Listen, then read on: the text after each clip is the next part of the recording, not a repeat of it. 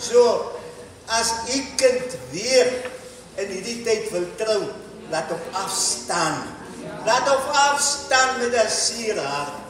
Ons trou nie meer oor hierdie tyd nie. Is my familie wat ook trou, maar ek het net my mond wat groot is stil gehou. Want as hulle vir my sou kom gevra het vir die datum, dan sou ek gesê, julle mag nie. En daarom het ek net maar nie vir my blind gehou nie. Maar vir die ma gesê, jy weet ons, hierdie tyd mag ons nie trou nie.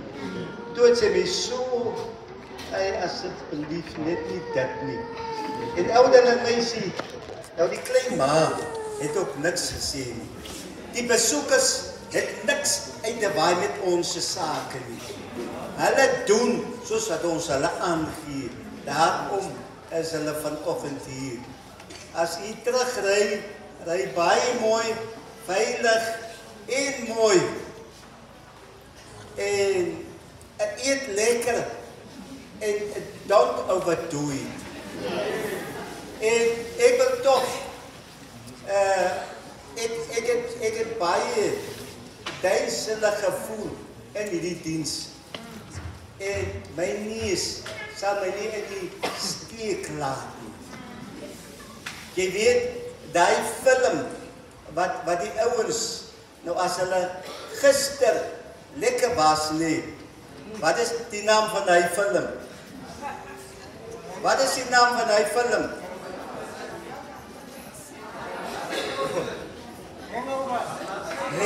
Hangover. Hier is baie hangover in hierdie erediens. Baie hangover. En as ek so deur u sal gaan, dan kan ek vir u sê wie almal is dit. So asseblief as jy hangover het, moenie weer kom, want jy het nog iets binnekant. Bly by jou huis. Daarom moenie doen nie.